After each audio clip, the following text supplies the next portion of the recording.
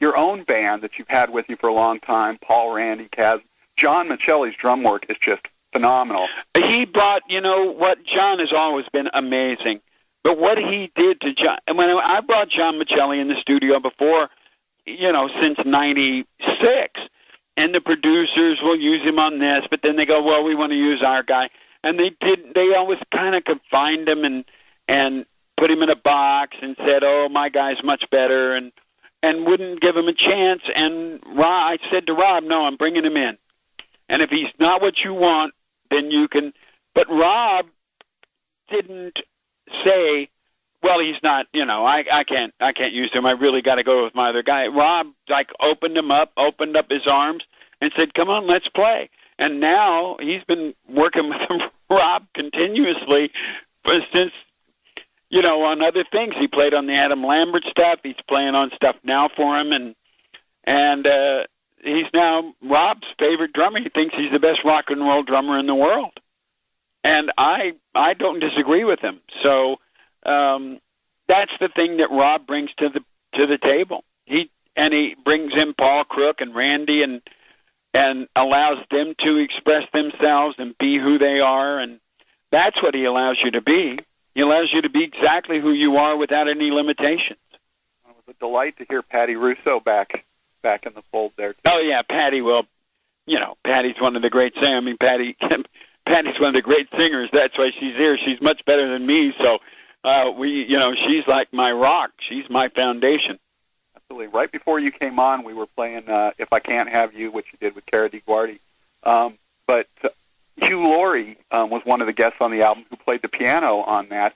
Why don't you tell the listeners a little bit about I did a house episode, and Hugh Laurie is a really special human being, great guy, and so giving. And he, if you go on a set as a guest star, a lot of times you feel like you're at a party that you don't know anyone, and they're not trying to make you feel that way. It's just kind of how you feel. When you went on the house set, you didn't feel that way. You felt they welcomed you in.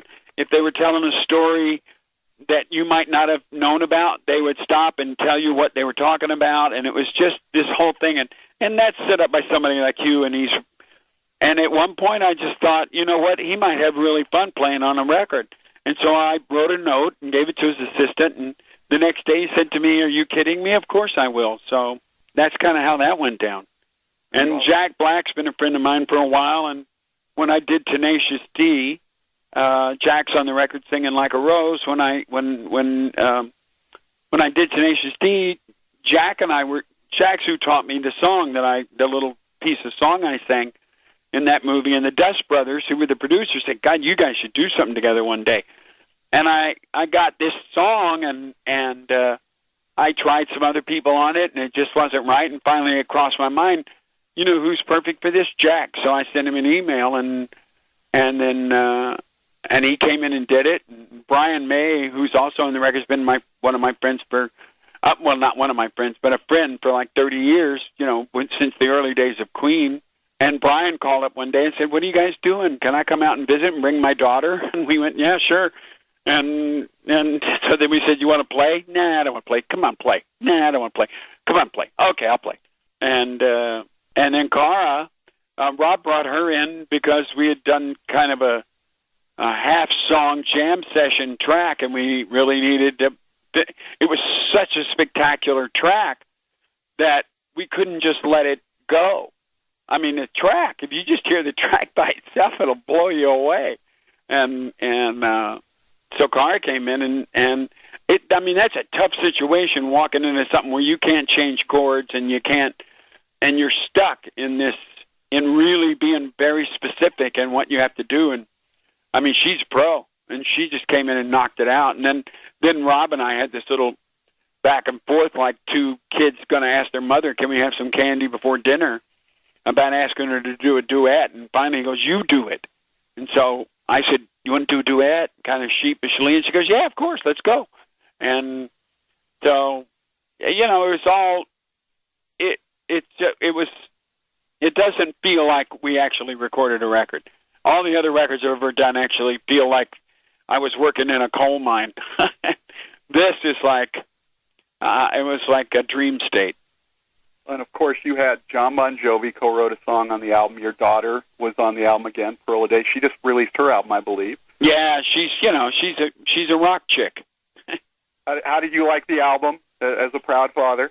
Oh, her stuff's great. I mean, it's like, she's just going to get better. She's going to get to be a better writer. She's already, her, live performances from when she went out, started on her own about 5-6 years ago. Oh, they're like night and day. I mean, she started out, she was good, and now she's just coming to her own and just goes out there and just, she gets it. In other words, she doesn't think about it. She just does it. And that's what makes the great ones. They don't think. They just perform. And too many of them are pretentious, and they stand on the outside watching themselves, and they'll get down on one knee for this, and they'll get down every night the same place and say the same thing and do the same over and over and over. It's like a tape. And but the great ones don't do that. The Daltrys, Springsteen doesn't do that. Pearl doesn't do that. I definitely don't do that. In fact, I go the other way where I have to come off stage and go, please don't ever let me do that again. Well, speaking of the other side of your art form, you've been an actor for as long as you've been doing music and everything. You were just on longer. Yeah. You were just on an episode of Ghost Hunters. One of our listeners was asking what that was like. Oh, Jason and Grant, I love those guys. I love that. You know how I got on that show? I kept asking an agent to call up producers and tell them, can I come on? Because I saw they had a guest on one time. So I kept trying to get on, and I couldn't get any reply. So one day I'm watching Ghost Hunters, and I say, well, I'm just going to go online. So I looked up Taps, and I sent him an email and said, this is Meat Loaf. And I said, I know you don't believe this, but it really is. I'm telling you the truth. And I said, I want to come on your show, and I know a house that's haunted, and I would love to go with you if you wanted to explore that one. And in about 15 minutes, I got an email back going, are you kidding? And I'm going, and I wrote back, no, I'm not kidding at all. And then we got on the phone. I got on the phone with Jason, and I talk to Jason all the time now.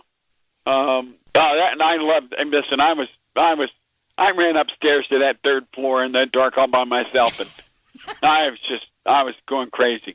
I just loved. People go, weren't you scared? I'm going, no, I never once was scared, because I've seen a ghost before, and I was scared to death.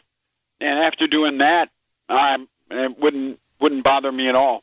I was having an unbelievable time. I wanted to do it again. They invited me to go to Alcatraz with them, but I just couldn't go. And I'm going to call. In fact, I'm going to call. We're going to be home next Wednesday. I'm going to call them up and see where they are and see if I can't get one in before I have to go in rehearsal. Because they tell me, look, you call me up, you're there. Well, let's talk about the troops for just a minute, because that's what Hooah Radio is all about, and I know you're a big supporter of the troops. Have you ever tried to go overseas and play over there for them?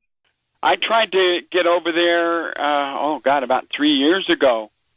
We tried to get in there, and then something happened, and they backed me off, said it was too dangerous to go at the time. And I've just been working since then and haven't been able to go. But I was thinking about trying to hook up to see if we couldn't get there sometime like September, October, back over in there. See if we couldn't do some good things. But we were all set to go, and they just said no. So I went, okay. Well, our listeners and the troops absolutely love you. Well, I love them.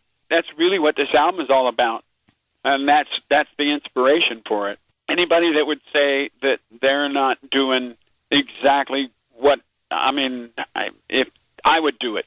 I was like, that's what it is. And I know it's not easy, and I know it's really difficult, and I know it's frightening, and I know that they're scared, and anything that I can do to support them or help them in any way, I'm right behind them, or right in front of them. I'll go in front of them. I don't care. Yeah. Ladies and gentlemen, Meat Loaf, his new album, Hang Cool Teddy Bear, comes out this Tuesday, May 11th. Make sure you pick up a copy.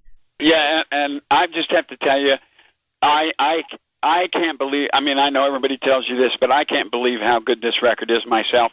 And the other thing that an artist would never tell you is that I wouldn't change a thing on this record. I think it's that strong.